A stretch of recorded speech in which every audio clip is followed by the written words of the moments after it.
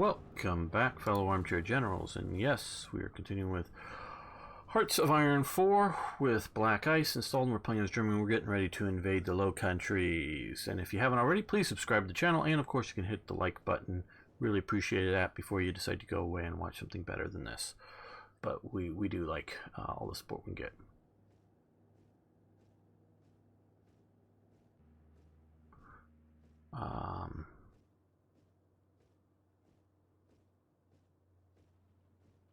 I don't drink to focus. Okay. So what I'm going to try and see about doing here is just declaring war on Belgium and Luxembourg.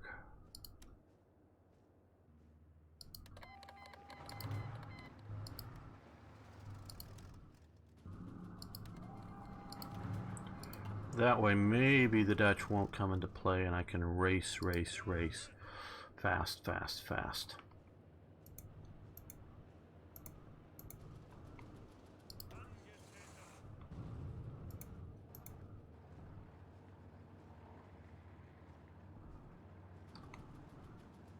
I want one motorized infantry divisions to go there. The rest can go towards Sedan.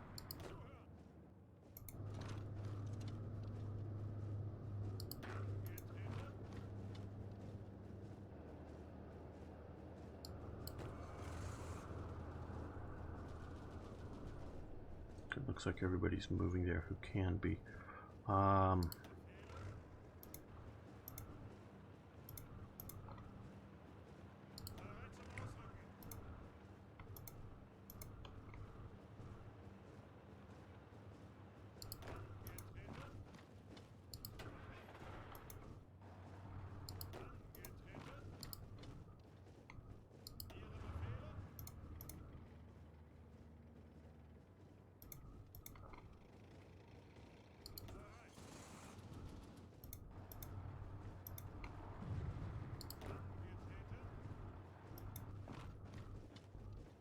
Okay, now these guys smash into these Belgian divisions, pin them into place, pin them hard into place.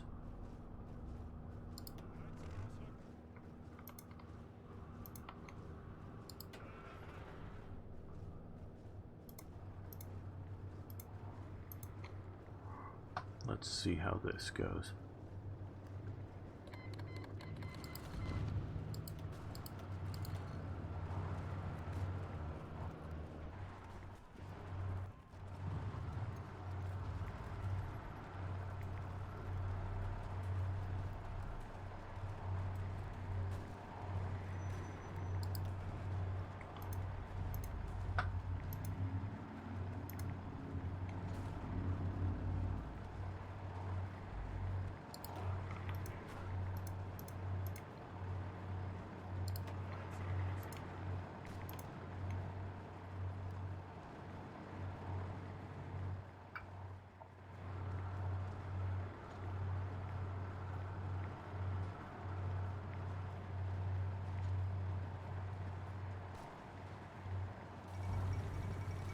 Pax Americana.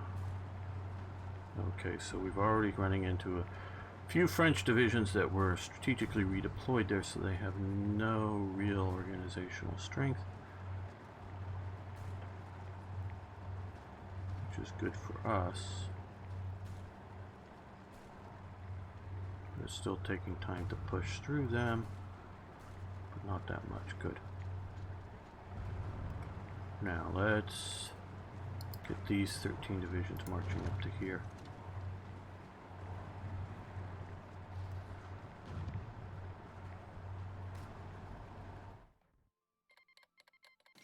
Okay, Grand Duchy of Luxembourg. Wow, they had 10,000 rifles? Bunch of fuel, not terribly much, but still fuel is more welcome than not.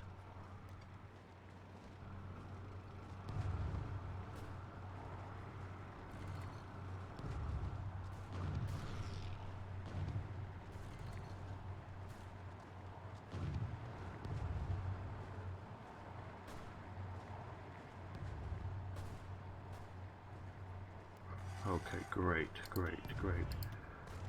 You go to there, to there. You come here to here. Yeah, you might as well come to Sedan. And through that way if you can. Guderian. You're going fast. Good.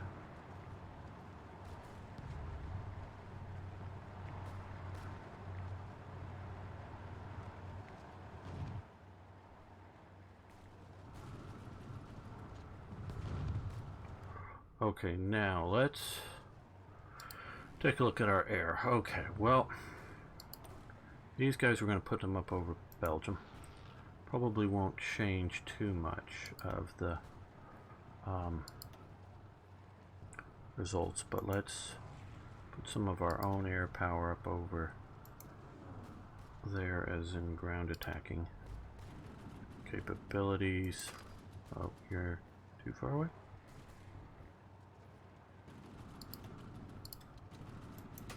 Yep, okay, well, okay, I guess you can come up to that air base.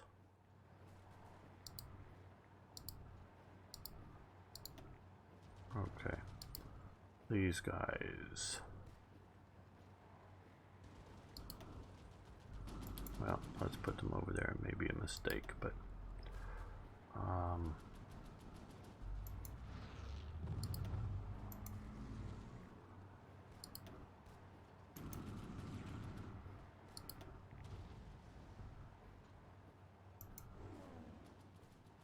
we might as well try to use. Okay, they're already coming there.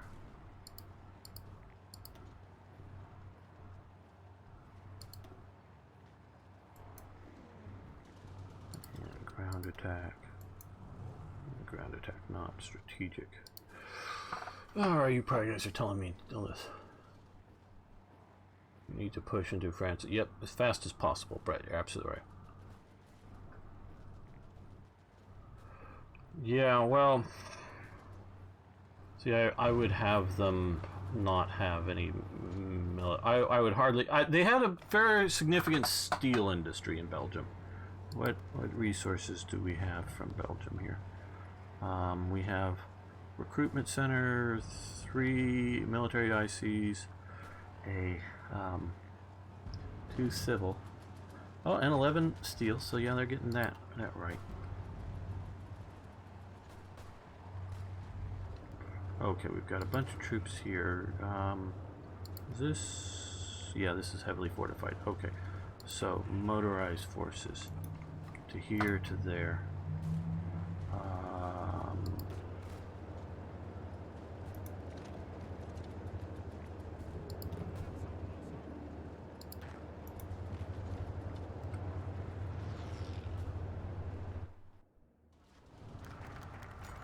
Jaegers, yay. A little late. Could use some in Netherlands. I think Rotterdam likes to be airborne invasion. Paradropped on or something.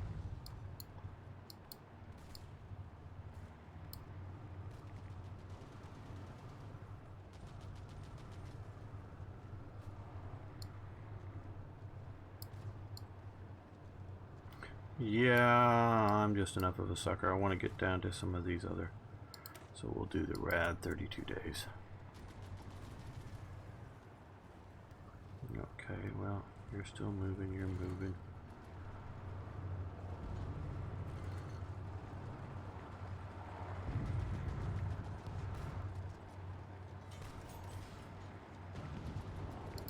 Okay, you guys keep moving in. Where's Totenkopf Division? Where are they? Oh, they're right there. Okay.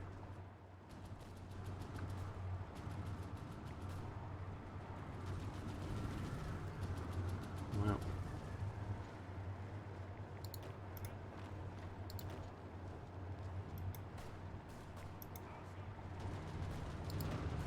let's move these guys down here since they're more mobile.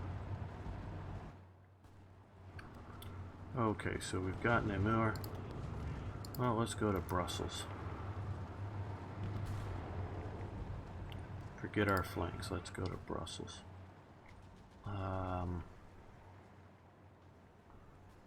Well, let's try Paris. Let's go for broke.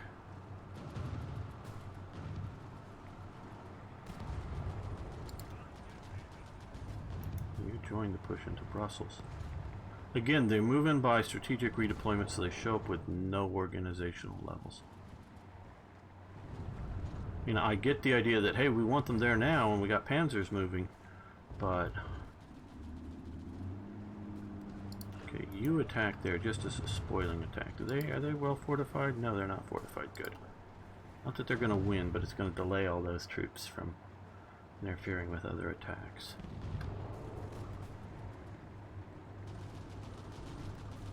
France becomes... Yeah, but... Okay, drunken barbarian. Yes, when France becomes a surrender me after 7 hours. Okay.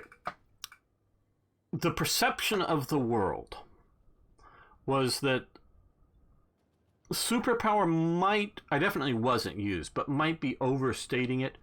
But France was known to have, by everybody, including the Germans, known to have the best, strongest army in the world.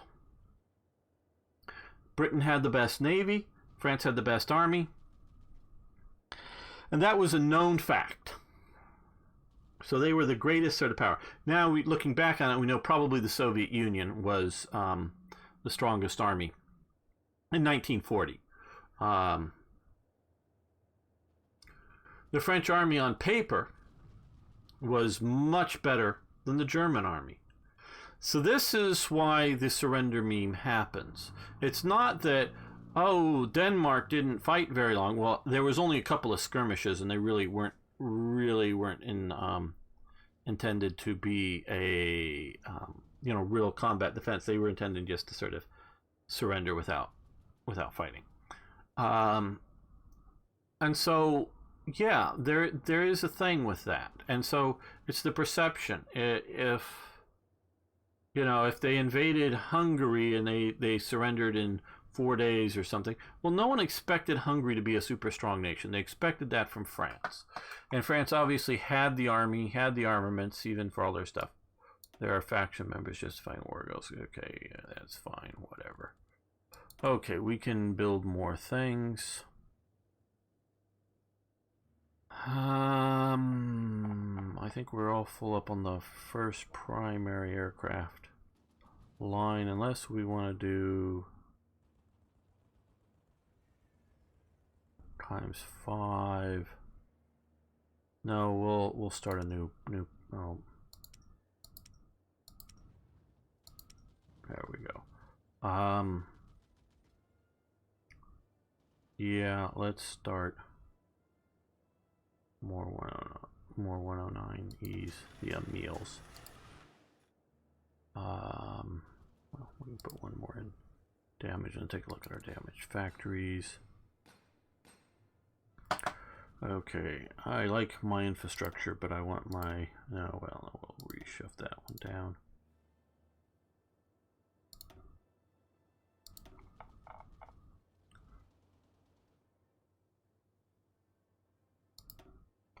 There we go. We'll put that one to the top since it's almost done. This fallen. Hello, new trial. How you doing?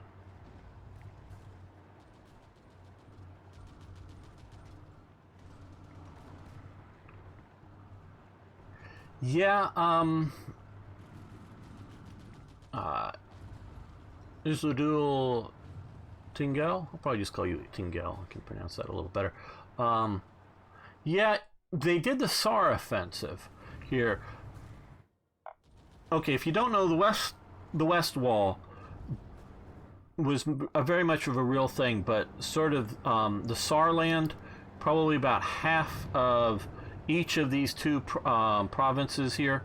The wall did not go along the border with France. It was inland a bit more from the actual border. To do a river that was also here, I don't think it's this main river, but one of the others. So they weren't trying to hold exactly along the border. France did the Saar offensive, and it sort of scared them because they were pushing in and there was almost no resistance. Well, that's because not that the Germans were unwilling or unable to fight or didn't have the units on the west wall, is that they were back at the west wall, which was sort of behind it, and they only had sort of lighter skirmish forces. France just didn't have the mindset to really press deep into Germany. It just, and they didn't have, and even if they pushed hard early on, they couldn't have done much in the time that Poland was still fighting. It wouldn't have been all that helpful. It would have been the good timing, but they weren't really. Okay, Brett, see you in a bit if you get back in time.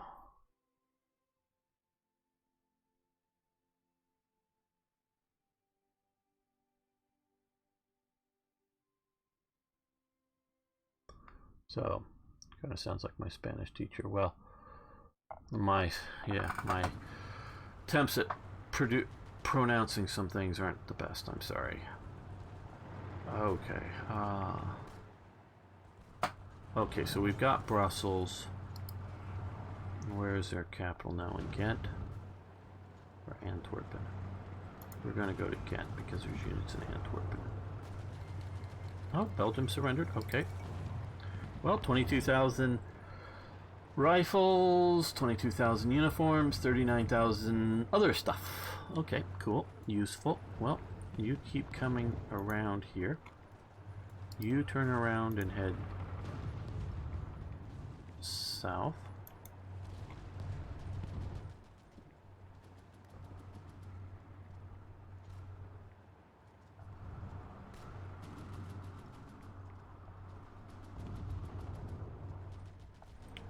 I don't know when these guys are going to get across the river.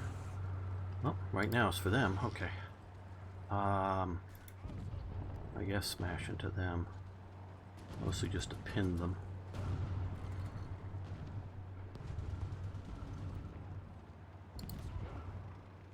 Okay, you guys push down to here. We got Paris. We're going to get... Oh, Paris falls. Yes, Paris falls. Oh, I'm still on this unit. No. You just come down through to here, down to here. You come down to Le Havre. Now, you head this way with your Panzer divisions. Yes, you can keep coming down this way.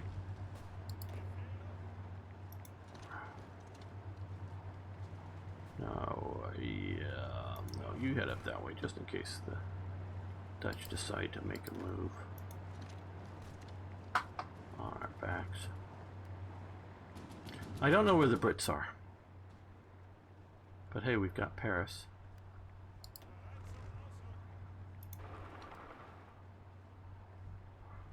Rick is fleeing Paris right now, heading to Marseille. Okay, those guys. Romania invites German advisors. Sure, why not? Okay, go back to Verdun. I know you just got pushed out, but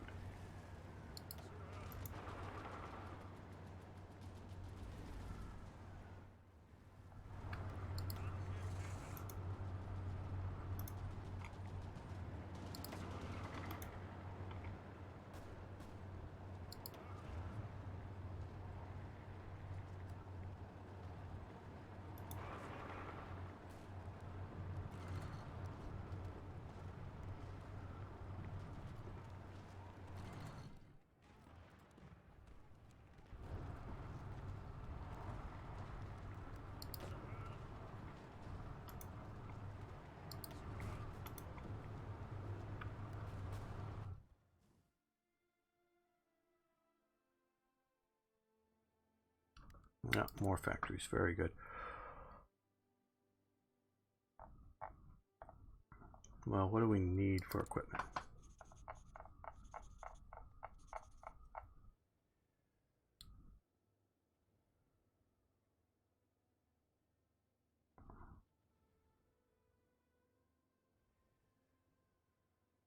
Infantry guns, it looks like. Paratrooper equipment. So let's do some paratrooper equipment and some infantry guns. I'm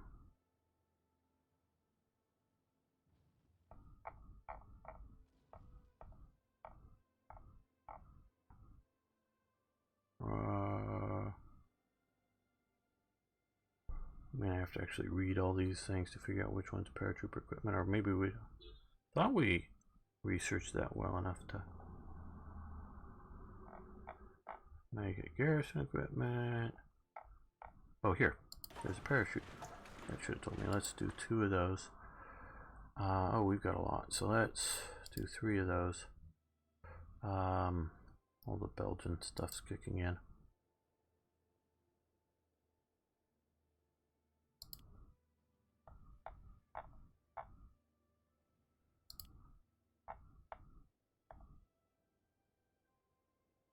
It was mountain guns. What's the other thing I'm thinking? Or no, infantry guns. Infantry guns. Not mountain, but infantry. There we go. Let's. Well, we can go to 3 for now. We got a lot. We can reduce it down later on.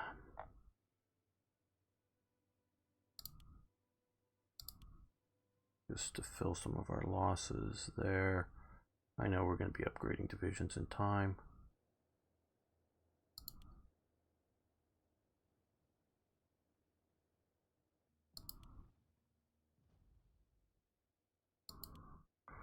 What is everybody on? Hey, Toy Jet! You missed us talking about invading your country and taking out Norway. You can watch the episode later when I put it up on YouTube.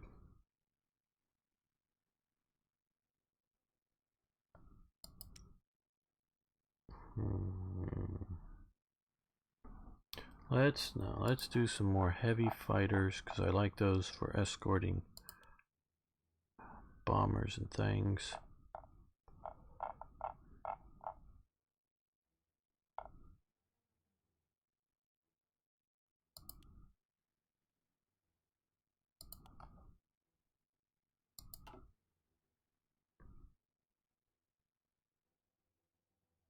Okay. Tingle. Hugo Boss never designed any Nazi uniform whatsoever in his life. Hugo Boss was a relatively small-time tailor, meaning he had a tailor shop. They made uniforms for the NSDAP's branches, the Nazis, which included the SS. What they were doing is like, you can get basic quality uniforms, including basic quality officer uniforms, or you can get custom-made tailored uniforms, meaning tailored to fit your body, not special designs. I mean, they had to adhere to the standard designs of the uniforms. They couldn't vary from them. So he made uniforms, custom fit uniforms of generally higher quality materials than the sort of mass produced. That's what Hugo Boss did. Yes, supposedly at some level he was using slave labor. He was a uniform manufacturer. He did not design the uniforms. And as a percentage of uniforms made, he is probably less than 1/10 of 1%, or even a fraction of that.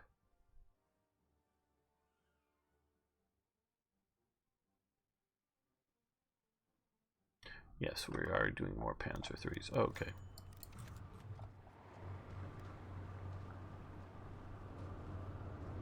Okay, our 13 divisions in march to there. Go up and continue to march towards Sedan.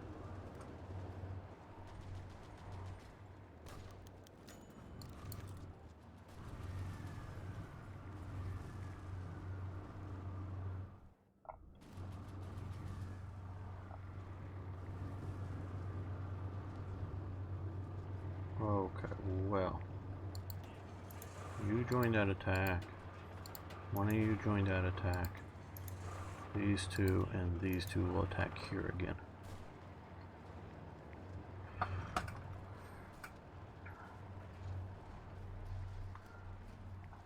You retreat back to there, maybe all the way to there, because we don't want to be cut off. You're gonna complete that and come up to there.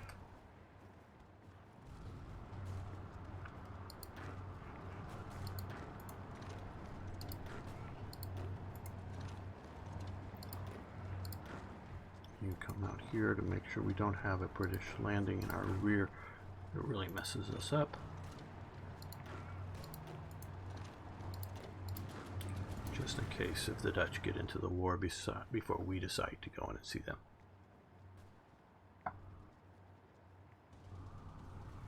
Oh no, he was a nothing. It's Delbruck or something like that is the main guy. There's a secondary guy, there were two of them, that designed the famous black SS uniform, where before all they were wearing was SA uniforms with a black cap and black trousers, still with the brown shirt. So they stood out from that, but they were the same cut.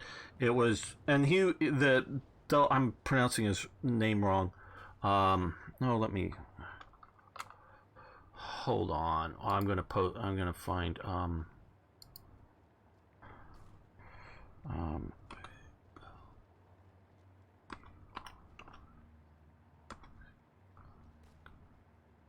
that it? Eric? No.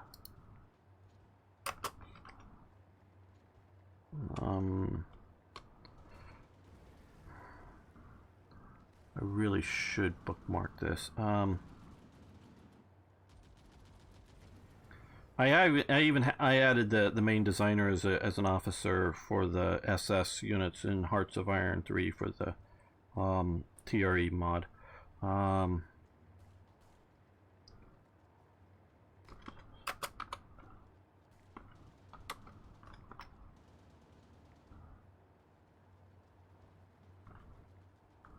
Anybody know how to spell Alaric porcelain?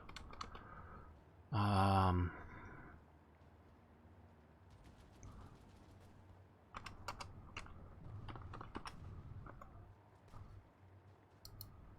maybe get it. No, it's not that.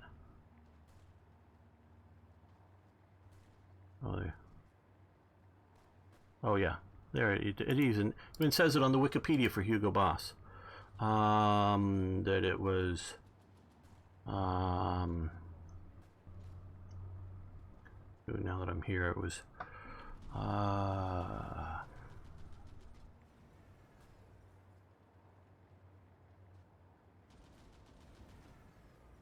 yeah, here it is. Professor copy. This is the main guy, and you can see it on your screen later on YouTube. That is the main guy who designed it, along with don't have a proper entry for him, but they mention who the other guy is. Oh, Walter Heck. The all-new black SS uniform was designed by Diabetisch. I don't know. I'm graphics designer with graphics designer Walter Heck. They're the ones that designed that, and a lot of other SS, like the daggers and a lot of the other stuff. He was sort of Himmler's main design guy. So yeah, so he made an appearance in Third Reich events because of that, as a production sort of specialist guy.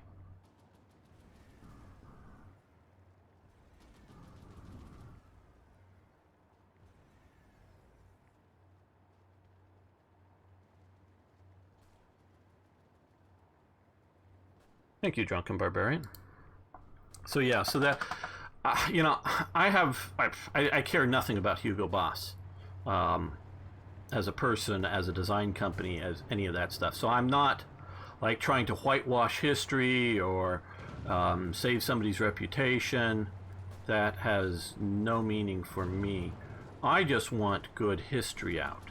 I know it's sort of like, oh, a good legend, Hugo Boss. He, you know, well, I don't know so much him, but his design company, long after he was dead, I think, mostly, has, you know, been known for snazzy designs and all cool. And it's sort of, you know, a good meme or whatever you want to call it, that he's the designer of the SS uniform because they look so cool. No, He just made them, and I want to, because compared to some of the other factories that were producing both uniforms and badges, his was fairly small in comparison. So it's not like he didn't make a bunch, he did, but it's not dependent. Okay, I don't think we can. Come on, guys, you're supposed to really surrender once we get Paris, because you're the damn French.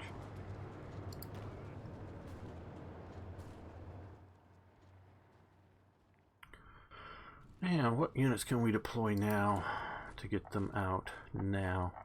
Looks like a bunch. Okay, yes.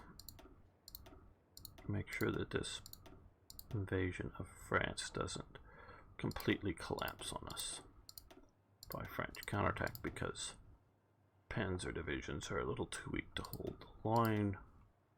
Good for exploiting and pushing in, but as you've noticed with the Panzer divisions, well, one, we got through the gap quickly of Luxembourg, and so they got there pretty quick. You guys move up. You guys start organizing and marching forward. Oh, we have all these. Let's put you on. I didn't know if I was going to need them in Norway or something. I think that's why I sent them up there.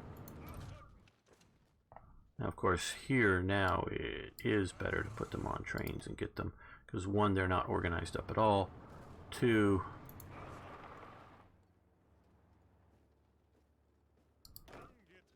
it's going to take them a lot longer to walk. This is where these guys, I want them to start walking and organizing. Yeah, there's those 7.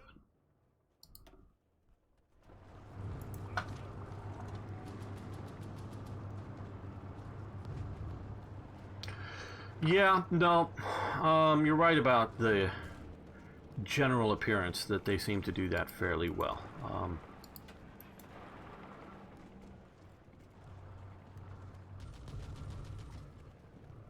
Or I would say the American uniforms, generally, I like the Eisenhower jacket. I think that works fairly well.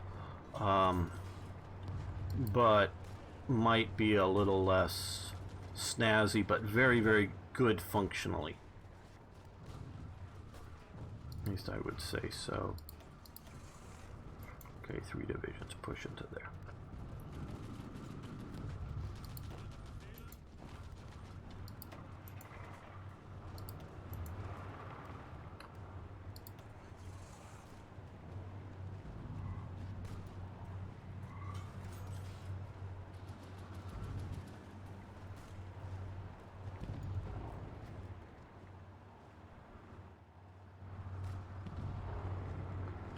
Ah, more factories. Very good. Okay. Well, just one more factory. Well, what do we need? What do we need? What do we need? Multi-role fighters, really not caring about those.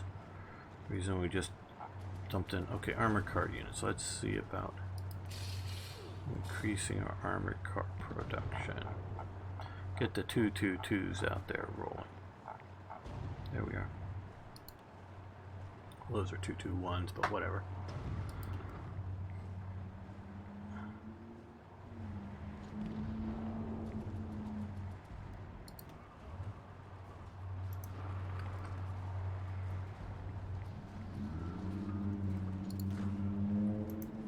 You attack there is a spoiling attack.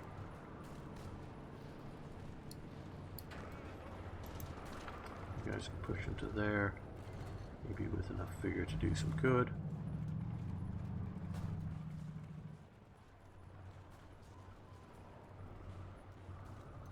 Yeah, no one expects the Warsaw Uprising. Gamer, do you know much about the Warsaw Uprising? It seems the Poles weren't too happy at the moment. You have enemy. Oh, do we have a? Oh, sorry, no, I didn't notice this. Thank you. Well, I knew it could happen.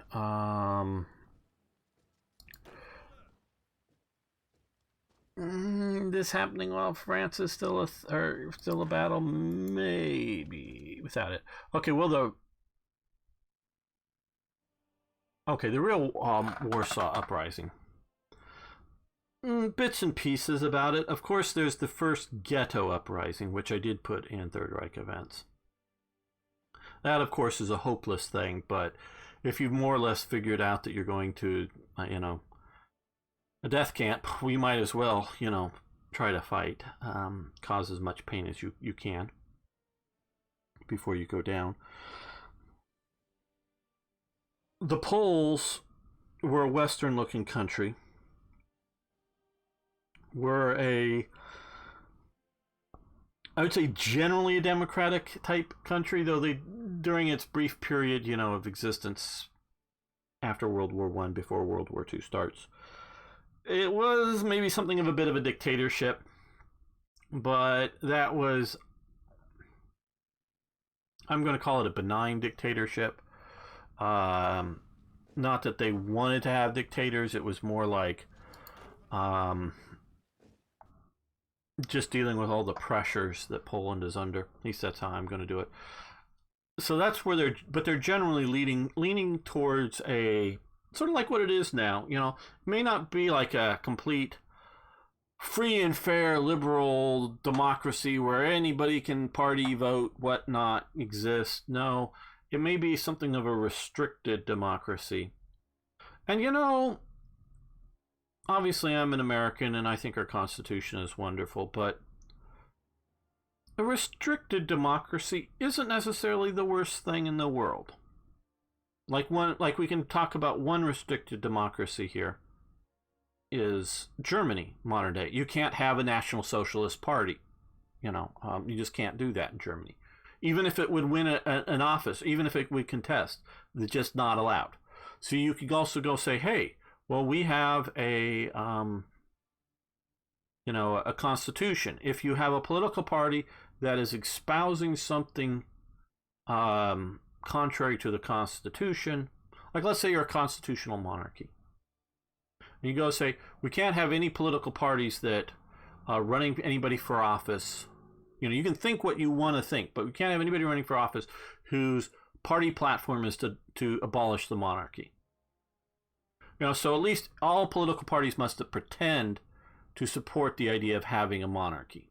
Now, of course, monarchies can vary from something that is truly, purely a figurehead. It's like, oh yeah, this guy whose ancestor used to be like the effective ruler, king, he just gets to live in this government-owned palace and, he gets to cut ribbons every Wednesday whenever we want to open up a new fast food restaurant. I mean, it could literally be something that just pure figurehead to Britain's monarch, she could have not recently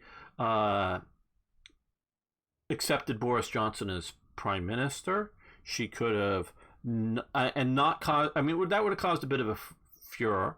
She could have not accepted his proroguing of Parliament, or his extended proroguing of Parliament, which is something they normally do, but it's normally like for 2 weeks everybody go on holiday, or do local stuff instead of be at Parliament.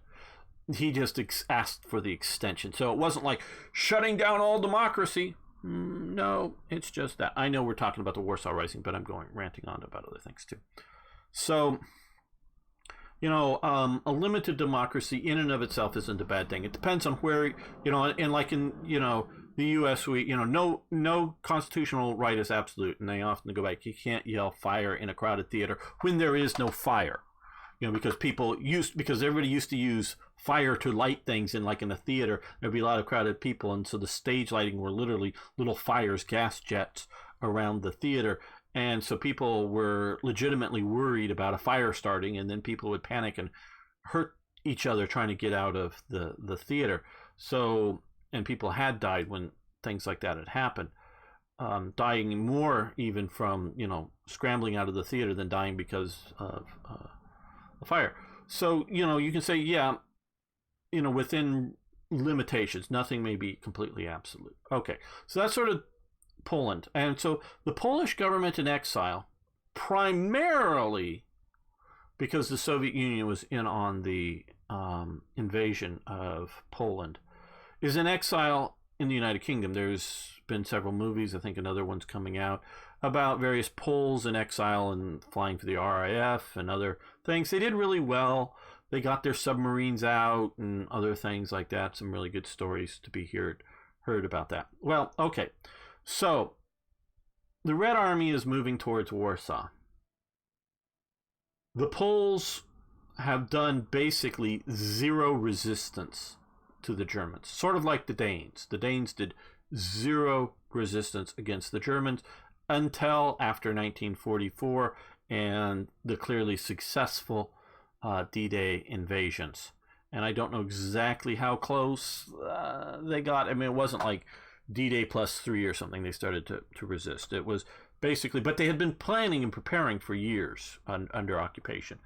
But the Danes, so the Poles basically, there are no Poles doing any real resistance going on to the Nazis. Another interesting fact, they are the one nation that there are no collaborationist military units that were occupied by German nation, were the Poles. Because that's not because the Poles wouldn't have been willing, is because the Germans refused to have a single Pole in any collaborationist military unit. There were still like local Polish police, like in Warsaw, still sort of, being police with a little pop gun of a pistol, maybe, but no collaborationist military or anti-partisan units, zero. That being said, was it the Vertigau or one of the Gaus here in occupy, or what had been Poland, there was a strong push to classify as many people as they could get classified as Germans instead of Poles. And in another Gau, they were trying to keep things more pure German. Each Gauleiter was running his own system. I'm actually currently reading Hitler's Empire. And it's talking about, the occupation policies and such. And so that was that. It was different in the general government. This is the general government down here, which would include, this is general government. There was a brief thought of trying to make this out to be Poland, but once Britain and France, once France fell, the Nazis gave up on the idea of having a Poland. They thought they needed a Poland to be able to negotiate a possible end of war and have a protectorate for Poland that was going to be German occupied. But once France fell, the idea of even having anything called Poland is gone. There were still Polish people, and they still were acknowledged and called Polish people, but the idea of a state was gone for them. And so some of the occupied territory, they were trying to classify people as Germans, because there were a lot of German-speaking people here that had been there from the time of, it was part of the German Empire. And get them, but those guys were just going into the German army. Classified as German, you're of the right age to be drafted, and if you weren't in a protected job, you were drafted, and into the army, off you go. Or Navy or whatever. But so, and that to a limited extent didn't matter if you had previously been in the Polish army, just because of drafting in Poland. So there was no Polish collaboration units, but there was also zero resistance work before. No real resistance. This is totally fantasy that this is going on. Poland immediately and completely capitulated, and the Polish people shut down. It got to the point that, say, pick an area like Gessen here or something. The Germans were wondering why that when they showed up to a house, everything was super neat and put away, and either the people were there ready to leave or had already left when they were coming to confiscate the property and kick the people out. Well, the Germans finally figured out the Poles had already figured out what the what do you want to call them? Search is the wrong term. The selection team that would go around and designated homes and farms for evacuation of Poles and put Germans in their place. And so the Poles would pack, get a suitcase packed, make everything neat, leave all their property super neat, and leave. There's like stories that, like in Warsaw or Lodz, I forget what one of the major cities, one woman wrote, was writing a diary, and how the official shows up at her apartment, says, you've got 4 hours to get out of here, but you've got to make sure all the dishes are washed, the beds are made, everything's perfect before you can leave, because there's a German family to come in to live in your home. And basically she was made homeless at that point, with maybe told to go to some, assembly area or something. We're not talking about Jews here. We're talking about Poles. So and the Poles just completely went along with it, not because they liked it, supported it, or anything like that. There was just zero resistance. They saw zero usefulness in trying to resist the Germans. And I've been reading about this. Actually, I've been listening to audiobooks when I've been driving around. That's what I put in. Instead of listening to the radio or something, I'm listening to this stuff. It's pretty grisly listening to it. I've known the general facts, but it just, when this book talks about it in big picture and then personalized from journal entries and other official records that they can get their hands on, actual cases of the shootings and how what's going on and how they were doing it and how the SS were handling it, as well as the German police, which were heavily involved in this. So there's zero resistance. Okay, now we're still talking about the Warsaw Uprising. So the Soviets are plunging in through, heading towards Berlin, of course. You have, what is it? Is it 4 fronts or 3 fronts? I'm sorry. You have sort of a northern front. You have 2 sort of central or whatever. You definitely have a front. Fronts are sort of like army groups to the Germans for the Soviets. Another front that's pushing down into, Romania. But I think there were like at least 3 pushing towards Germany and 1 pushing down here. I could have this wrong, sorry. But so the front that's moving towards Warsaw gets to right about here. And the Poles have known about German occupation. Okay. Or not, sorry, Soviet occupation. You have the Soviets occupying basically what they're occupying now. You've all heard about the Katyn forest massacres. Hello, Evil Six.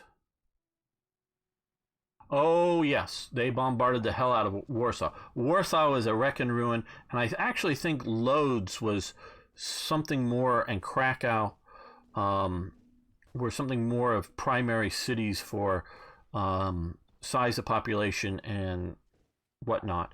Warsaw wasn't necessarily going to be erased, but it wasn't going to be Warsaw anymore, and it was going to be rebuilt as something completely different as a German city. So you're absolutely right. It was bombed the hell out of. I mean, almost 2/3, I think, of the city structures were destroyed or something like that. Maybe just 1/3 or whatnot. But, okay, so you know about the Katyn forest where the Soviets just massacred a bunch of the officers. Now, the Germans were also massacring the intellectual elites of the Poles. There was a lot of that going on. And again, it's been some grisly reading or listening to.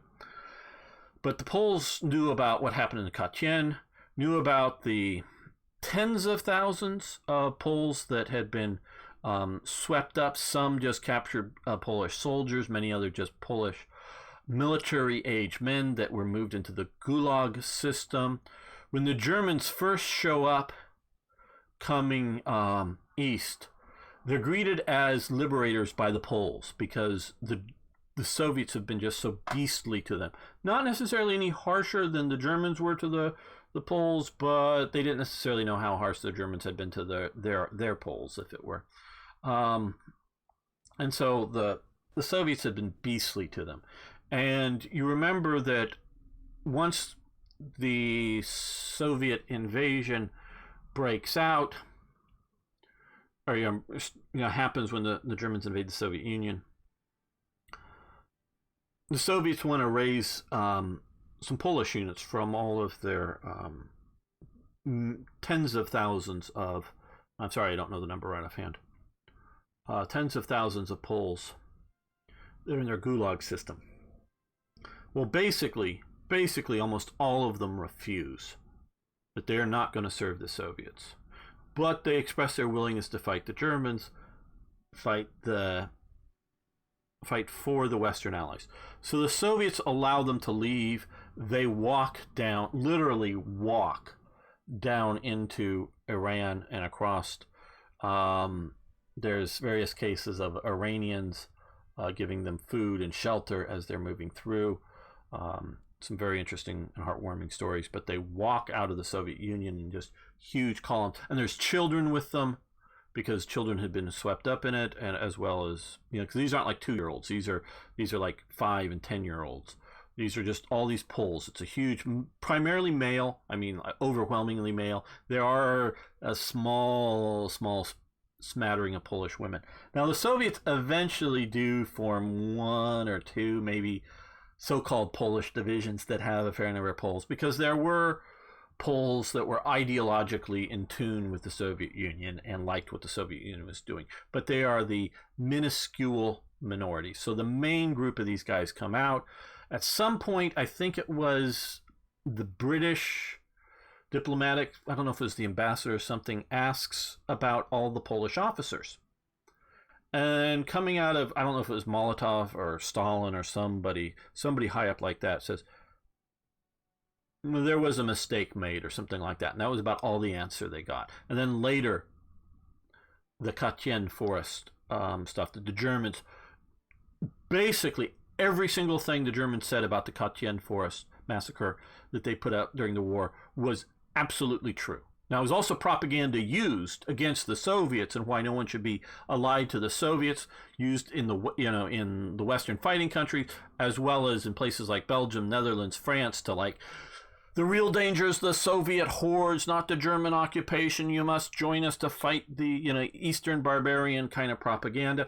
They definitely use it as propaganda, but it is that part of it, maybe not everything else, but that part of it is absolutely true. They get in, I think they get in some press people and some Swiss Red Cross and some people that are purely from pure neutral nations, and some that are not so neutral, to come in and look and help, do some, they've uncovered some of the bodies, but show that they're uncovering fresh bodies.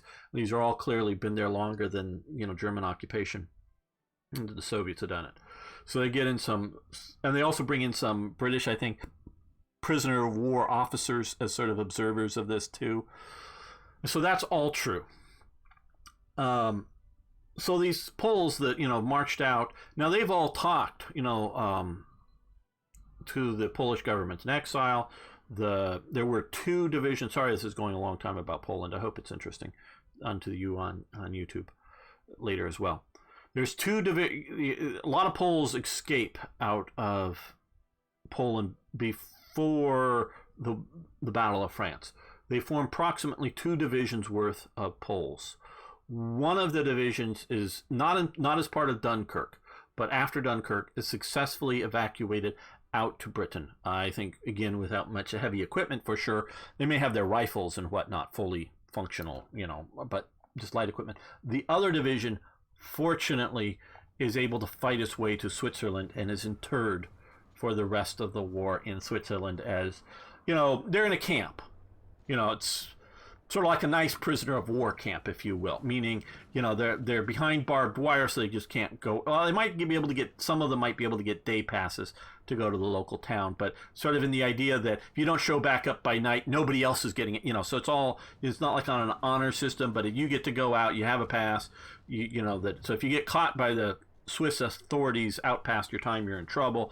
But if you don't keep going, your other, Poles that are locked up, but they're all, in camps, but they're all treated nicely. They're just treated as interred soldiers, not as proper prisoners of war, and definitely not as a hostile situation. But they're in a camp, or camps. I don't know if there were more than one or whatnot, but they were in camps during the great bulk of the war in Poland, so they survived. Okay, so the Soviets are coming. The Polish government in exile, and the Polish government in exile has been helped by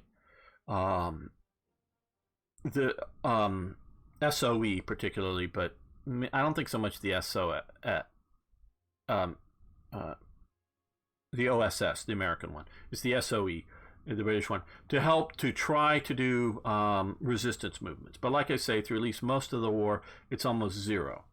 But they're, but they are trying. One thing they are doing, and it's maybe not so much, maybe it's MI whatever, the military intelligence, because the SOE, and I forget whether it's MI5 or MI6 is the military intelligence. Hey, USA man.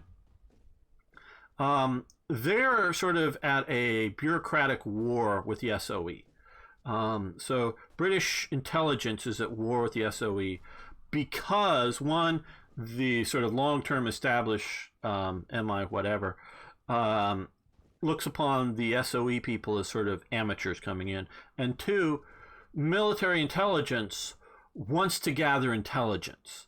They want to have a network of spies, tracking. Oh, well, today I saw, the divisional patch of the 10th Panzer Division show up in Lotz.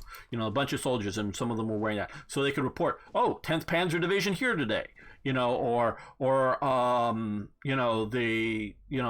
They've flown in 2 extra bomber squadrons into Brussels or something like that. They're trying to get all this information. It's not necessarily like, it's a lot of it just observational information as opposed to trying to get the secret files from the secret lock cabinet. Sure, if they can, they want that stuff too. But it's just, they're trying to have an intelligence gathering network that's trying to gather intelligence and send it back to London, as it were. Where the SOE, its mission, sure, if it gets intelligence, it passes it on. But it wants to blow up the train. The trains are coming. We want to set a bomb on the train tracks, or they're wanting to light the fire in Europe. So they're causing hassles for the intelligence gatherers. The intelligence gatherers want to just have, the little old lady sitting in the train station every day, noting how many trains are going by and what they can about them, and recording that information and handing it off to somebody else who hands it off to another person, hands it off to another person that has a radio transmitter that transmits the information back to London. So the little old lady at the train station has no idea where the transmitter is or who has it or anything like that. She just knows her one little part of the job. So they want it sort of peaceful and established to know what's going on, where the SOE wants to go blow the train station up with the little lady happens to be sitting there who's their information gatherer. So there's this bureaucratic war going on. Well, they definitely keep track of what's going on in Warsaw and other places with Poland. Now, I know this is all getting there. Sorry for the long, circuitous path. Well, the Soviets are pushing forward. The Germans are being pushed back. The Poles know that, hey, if we allow the Soviet army to liberate Warsaw, we're going to have a Soviet government. We may not even be an independent or a nation anymore, whether it's independent. I don't consider the Warsaw Pacts, any of those were independent. But they were sort of nations under they were client states or whatever you want to call them of the Soviets. But they were a nation and a state. But they were under somebody else's control. They're worried about, on the extreme end, being completely disappeared, because basically the Soviets disappear also Poland. And one of the people I was earlier talking about, the Germans were thinking about trying to create this sort of rump state of Poland so that they could claim that, oh yeah, well, we still have a Poland that's under our protectorate. We're protecting them from the Soviets and we're protecting them from themselves. And it's all this, when they were thinking they might need to negotiate a peace with France and Britain, that changes. But also another person that doesn't want anything called Poland is that pushes Stalin, or pushes Hitler not to have anything called Poland as well, is Stalin. Stalin wants to erase Poland as well. So that's what he wants to do. Obviously he doesn't end up doing it, but they're worried that that's going to be the case. So they're going to rise up and liberate, like the French were trying to rise up and liberate Paris before the Allies get there. They really want to get Warsaw liberated prior to the Soviets showing up there, so they can say to the Soviets and everybody else, hey, I'm the Minister of Defense. I'm the Minister of Foreign Relations. This is the Prime Minister, and we're actually in charge here. Keep your commissars away. Sure, drive your tanks on through and keep going to Berlin, but Poland's now ours and we're the official government. Once the Warsaw Rising happens, word gets back to Stalin. Stalin immediately stops all offensive operations on that front. Because again, I was talking about the different fronts, which are sort of like army groups for the Soviets. Other fronts can still move forward, but that front, not the eastern front or the western front of the Soviets, just talking about the front that was moving through this section of Poland that would have gone through Warsaw more or less. That front stops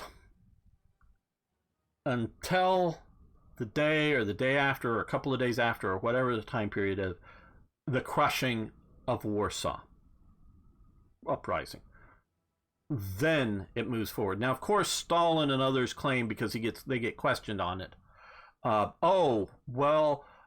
we just had to stop for rest and refit. Well, none of the other fronts stopped and rest and refitted. It's just the Warsaw front, just at least one of the primary ones, because the Germans were very keen on trying to hold out in East Prussia. They still at this time had the Kurland pocket, which is sort of these 5 provinces here holding out, and they were supplying them via the sea.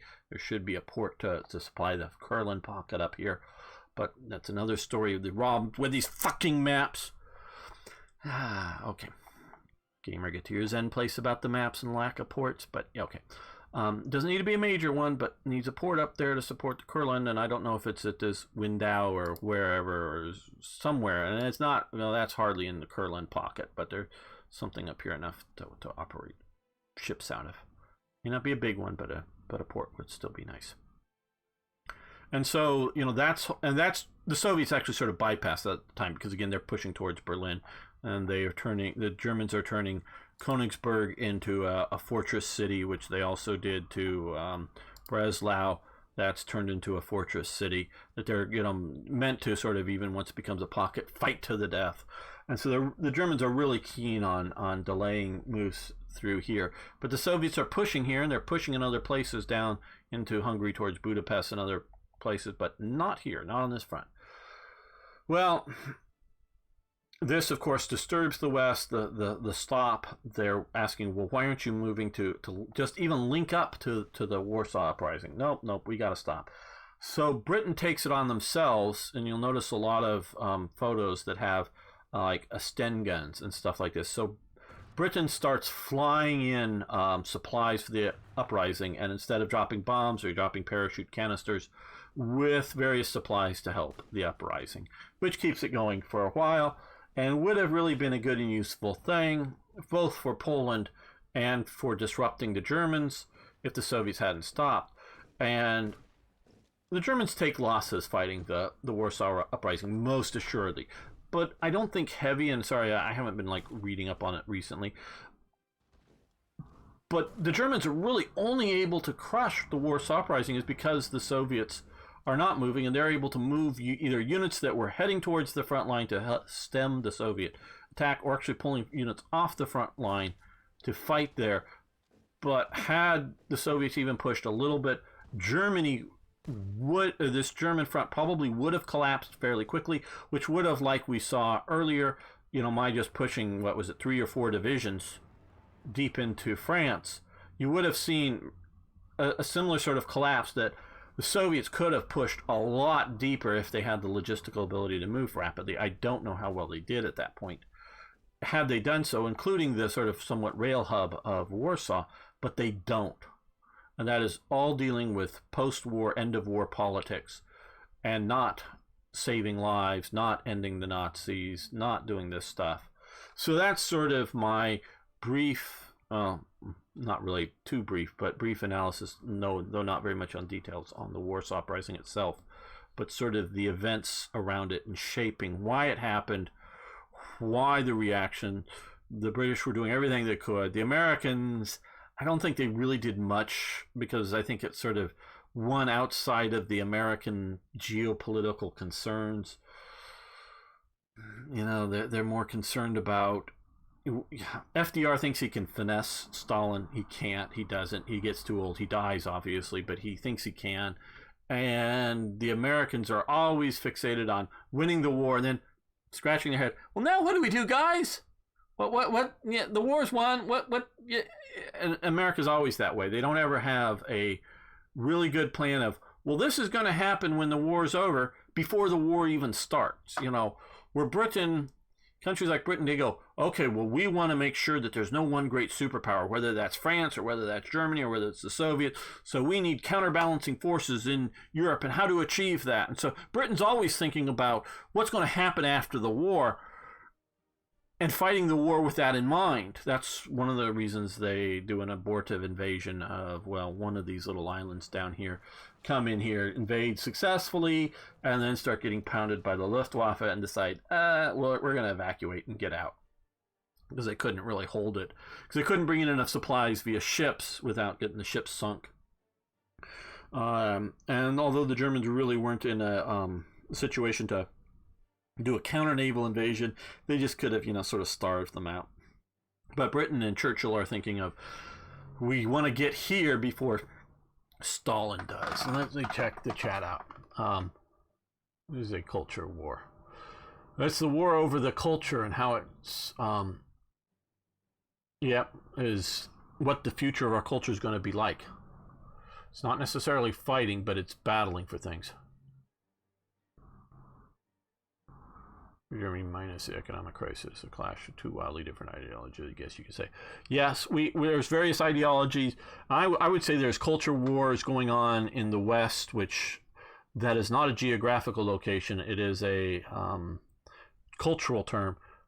Japan, Korea are not part of the West. I mean, they're part of the diplomatic bloc of the West, but they are not Western. Taiwan is not Western. They're not Western. You might, at a stretch, get Singapore into the West, but not really. The Philippines aren't part of the West. I'm sorry, they're not. But obviously, Australia, New Zealand is. South Africa was, and it's sliding more and more out. Obviously, Europe, Canada, U.S., and some facets I do put Latin America as part of the West because it's Latin. But in some aspects, it's not. Often in the idea that it's not very culturally democratic and other things. They have all their dictators and things. But there's culture classes between the West and other cultures from outside of it, often moving into them. There's also cultures within native to the different countries, and I don't want to just make it about the U.S. or about Britain or any one country. But there are cultural clashes between them. I made a video that I haven't released to the public, though those of you who were on the Discord saw the link to it, where I talk about the importance of culture. And I was talking about how, like, areas from Appalachia, Brett is from Minnesota, which is sort of, and those have different cultures to my California culture. We're different. Where Brett is part, I would call his culture, I know he's on his Marine walkabout, but you know who I'm talking about. Oh, yes. I would say Wotek is how I pronounce the bear's name, but yeah.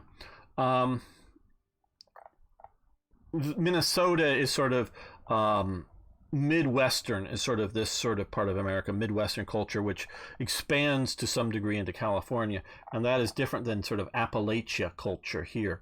Which is different than, New York culture, or even just the, shall we say, Anglo cultures that are often outside of some of the major cities, like New York. New York State is completely different than sort of New York City and Long Island. These could, population-wise, they make up more than half the population of the state than all the rest of the territory up here.